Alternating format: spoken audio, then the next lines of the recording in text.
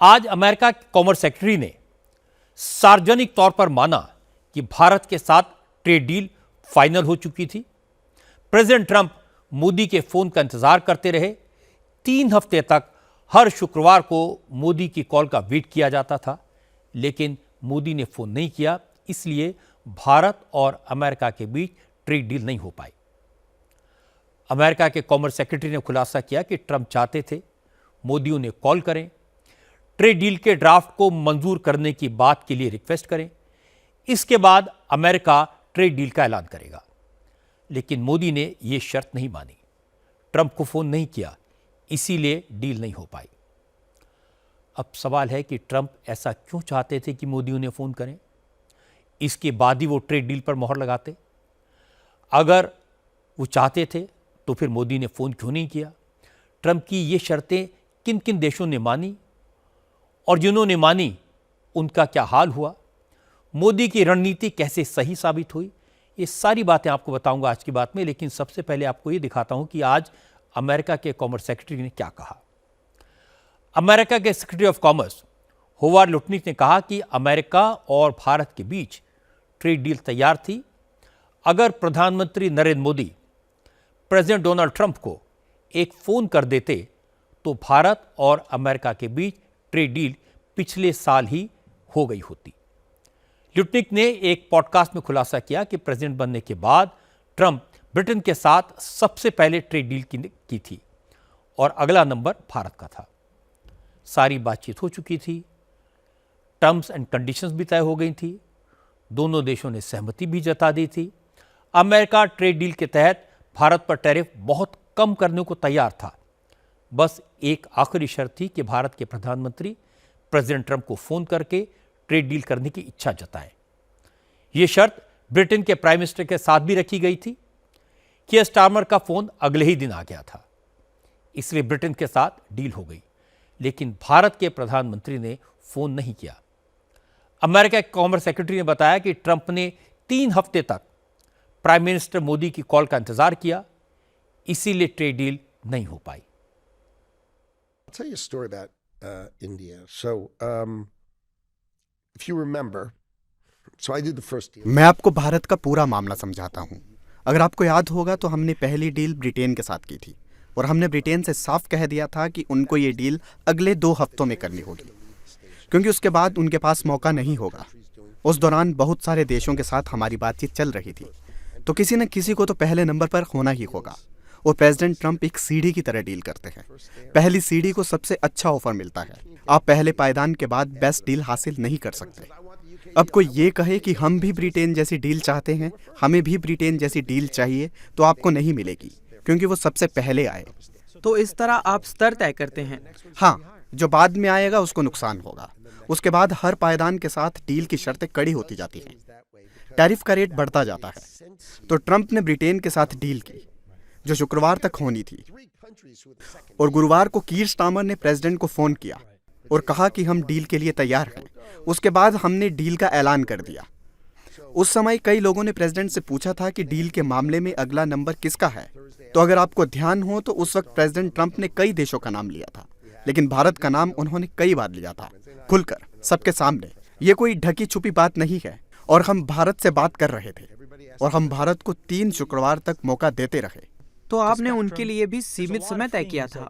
हाँ, क्योंकि और भी बहुत सारे देश डील के लिए आ रहे थे, तो हमने उनको भी जल्दी करने को कहा। यानी उनके लिए सौदा महंगा होता जा रहा था? हाँ, तो हमने सब कुछ तैयार कर लिया था। बस मोदी को प्रेसिडेंट ट्रंप को फोन करना था, लेकिन मोदी इसके लिए सहज नहीं थे, तो मोदी ने प्रेसिडेंट को कॉल नहीं किया। तो वो शुक्रवार गुजर गया। अगले शुक्रवार को हमने इंडोनेशिया, फिलीपींस और वियतनाम जैसे देशों के साथ डील की थी। क्योंकि इन देशों का नंबर भारत से पहले था, तो हमने उनसे ज्यादा टैरिफ वाली डील की थी। इसी दौरान भारत ने कहा कि हम डील के लिए तैयार हैं। तो मैंने पूछा, कौन सी डील के लिए आप तैयार हैं? वो मौका जो आपके हाथ से निकल चुका है। 2 दिन पहले रिपब्लिकन पार्टी के सांसदों को एड्रेस करते वक्त ट्रंप ने यही बात इशारों में कही थी। उन्होंने कहा था कि आजकल मोदी उनसे थोड़े नाराज हैं। उस वक्त उन्होंने मोदी की नाराजगी को टैरिफ से जोड़कर बात को घुमाने की कोशिश की थी, लेकिन आज उनके कॉमर्स सेक्रेटरी ने राज खोल दिया। आपको ट्रंप का वो 2 दिन पुराना बयान सुनवा देता हूं। इससे होवार्ड लुटनिक की बात से जोड़कर देखेंगे तो आपको प्रेसिडेंट ट्रंप की बात समझ में आ जाएगी। The Apache helicopter. I mean, I had India coming to me, sir. I've been waiting 5 years. We're changing it. We're changing it. India ordered 68 Apaches, and Prime Minister Modi came to see me. Sir, may I see you, please? Yes. I have a very good relationship with him. He's not that happy with me because, they're paying a lot of tariffs now because they're not doing the oil, but they are. They've now reduced it very substantially, as you know, from Russia.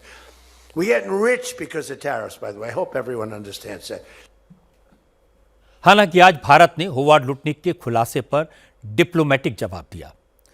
विदेश मंत्रालय के प्रवक्ता रणवीर जायसवाल ने कहा कि Bharat America के साथ trade deal करना चाहता है, लेकिन कोई भी डील भारत के हितों को ध्यान में रखकर ही होगी।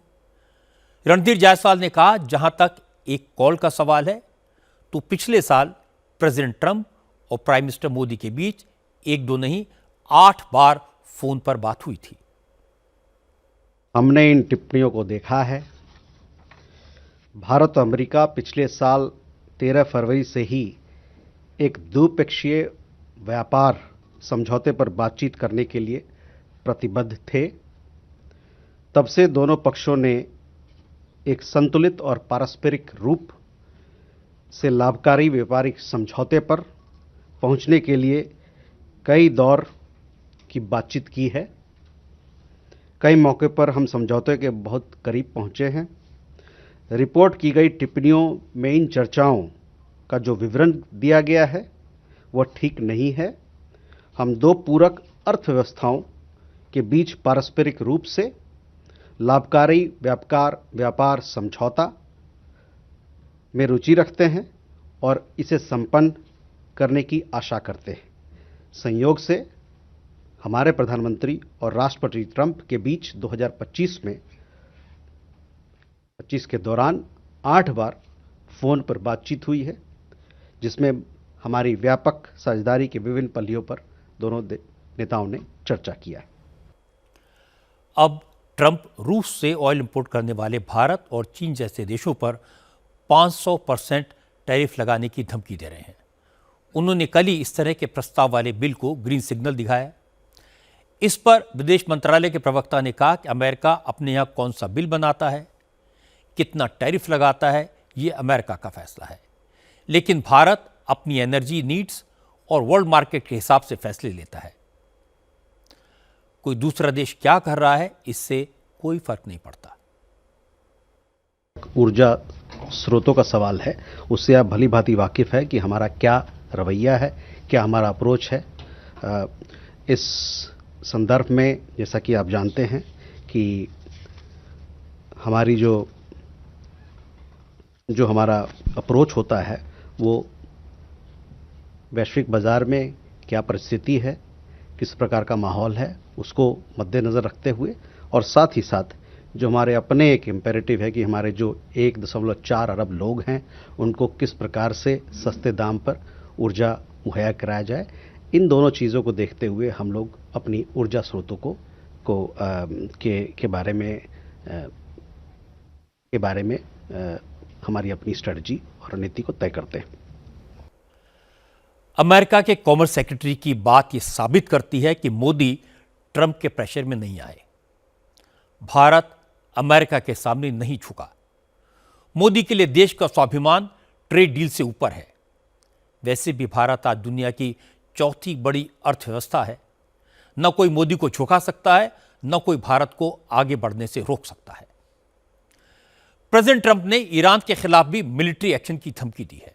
ट्रंप ने कहा, अगर ईरान की सरकार ने प्रदर्शनकारियों के खिलाफ सख्ती की, प्रोटेस्टर्स पर गोलियां चलाई, तो अमेरिका ईरान के खिलाफ कार्रवाई करने से हिचकेगा नहीं। हालांकि अमेरिका की इस धमकी से ईरान की सरकार के रुख पर कोई असर नहीं पड़ा। ईरान में मजहबी हुकूमत के खिलाफ विरोध प्रदर्शन अब बेहद हिंसक हो गए हैं और ईरान की पुलिस प्रदर्शनकारियों पर फायरिंग भी कर रही है। हजारों लोगों को जेल में डाल दिया गया है, लेकिन प्रदर्शनकारियों के हौसले टूटे नहीं। ईरान के supreme leader Ayatollah Ali Khamenei की हुकूमत से नाराज लोग राजधानी तेहरान के अलावा कूम, Siraj, Isfahan, Mashhad, farsan, fossa, करमनशाह और नजफबाद समेत 100 से ज़्यादा शहरों में सड़कों पर उतर आए हैं। भयंकर हिंसा हो रही है। प्रदर्शनकारी सरकारी बिल्डिंग्स को निशाना बना रहे हैं। खामेनेई के पोस्टर और बैनर फाड़ रहे हैं। कई जगह प्रोटेस्टर्स अपने मुल्क के झंडे जला रहे हैं। कल रात 8 बजे हजारों प्रदर्शनकारी तेहरान के ग्रैंड बाजार में जमा हुए।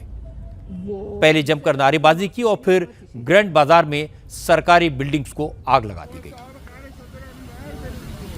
ईरान में विरोध प्रदर्शनों का यह सिलसिला 12 दिन पहले 28 दिसंबर को शुरू हुआ था।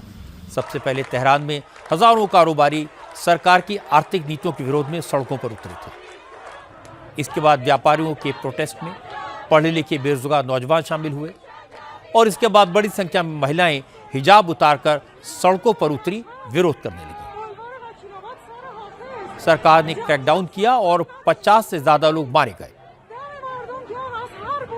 इसके बाद भी जब कोई असर नहीं हुआ तो ईरान की सरकार ने नाराजगी को दूर करने के लिए जनता में पैसे बांटने शुरू कर दिए।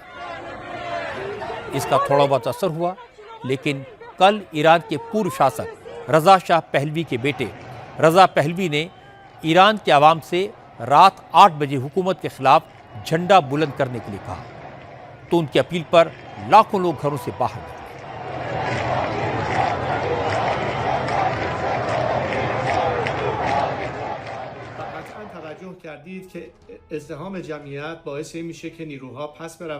आज सबने यकीनन देखा होगा कि लाखों लोग बार बार सड़कों पर उतर रहे हैं और खोमेनेई हुकूमत के सुरक्षा बलों को खदेड़कर भागने पर मजबूर कर रहे हैं।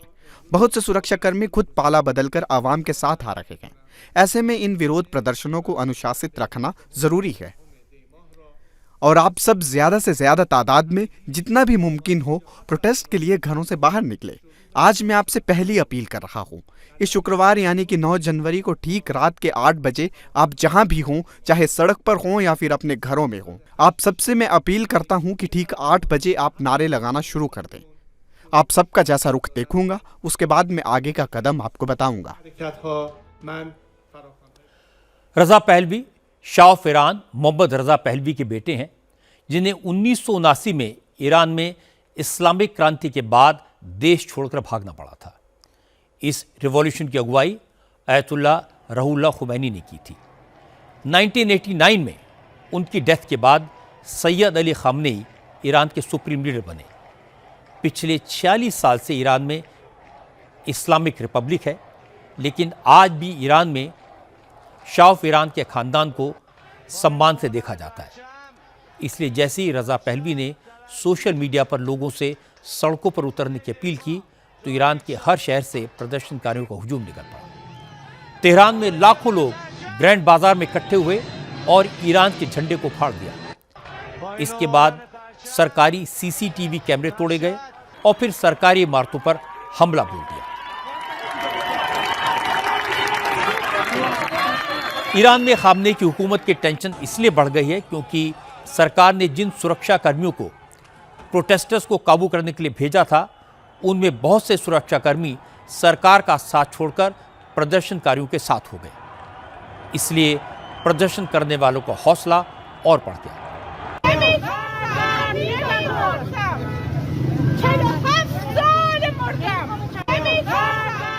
हालांकि ईरान की सरकार ने अपने यहाँ हो रहे विरोध प्रदर्शनों के लिए अमेरिका और इजराइल को जिम्मेदार ठहराया है। खामनेई हुकूमत ने कहा कि अमेरिका और इजराइल लोगों को भड़का रहे हैं, लेकिन ईरान की सरकार अमेरिका की साजिश को कामयाब नहीं होने देगी, क्योंकि ट्रंप ने ईरान को मिलिट्री एक्शन की धमकी दी है। इसके जवाब में ईरान के विदेश मंत्री अब्बास अरागची ने कहा कि ईरान किसी से जंग नहीं चाहता, लेकिन दुश्मन किसी गफलत में न रहे। अगर किसी ने ईरान की तरफ आंख उठाई तो उसकी आंखें निकाल ली जाएंगी। ईरान के supreme leader Ayatollah Ali Khamenei ने भी प्रेसिडेंट ट्रंप को चेतावनी दी। खामेनेई ने जुमे की नमाज के दौरान अपने खुतबे में कहा कि ट्रंप अमेरिका पर ध्यान दें, ईरान की फिक्र न करें, और जो लोग अमेरिका के उकसावे पर प्रोटेस्ट कर रहे हैं वो शायद भूल गए हैं कि ट्रंप के हाथ तो हजारों ईरानियों के खून से रंगे हुए हैं। دیشب در تهران در بعضی جایی دیگه Yumush. कल रात तेहरान और कई दूसरे शहरों में लोग बाहर आए और उन्होंने अपनी ही इमारतों को नुकसान पहुंचाया। उन्होंने किसी और देश के राष्ट्रपति को खुश करने के लिए अपनी ही सड़कों को बर्बाद किया, क्योंकि उस शख्स से कहा है कि वो इनकी मदद के लिए आएगा। उसको चाहिए कि वो इसके बजाय अपने मुल्क पर ध्यान दे। उसके हाथ उन 1000 से ज्यादा ईरानी नागरिकों के खून से रंगे हुए हैं जो पिछले साल इजराइल के साथ 12 दिन की जंग में मारे गए थे। उसके हाथ ईरानियों के खून से रंगे हुए, जिनमें दाशिमंद और बुजुर्ग लोग भी शामिल थे। उन्होंने मुल्क के लिए अपनी शहादत दी। इसके बावजूद वो कहता है कि मैं ईरान की आवाम का समर्थक हूँ, और जिन लोगों को सोच समझ नहीं है, जो उसकी बातों का मतलब नहीं समझ पाते हैं, उनको इस इंसान की बातों पर यकीन हो गया। वो उसे खुश करने के लिए कचरे के डब्बे को आग लगा रहे हैं। Fikr nekardem. अमेरिका तो खुलकर मानता है कि वो ईरान में प्रोटेस्ट करने वालों को सपोर्ट कर रहा है। दूसरी तरफ ईरान की हुकूमत प्रोटेस्ट करने वाले अपने ही लोगों पर गोलियां बरसा रही है। ट्रंप ईरान को हमला करने की धमकी दे रहे हैं और ईरान की सरकार प्रोटेस्ट करने वालों को प्रो अमेरिका और प्रो इजराइल करार देकर उन्हें मौत के घाट उतार रही है। दोनों सूरतों में मुसीबत ईरान के बेकसूर लोगों की है। कुछ दिन बाद अगर अमेरिका ईरान पर अटैक कर दे तो किसी को आश्चर्य नहीं होगा।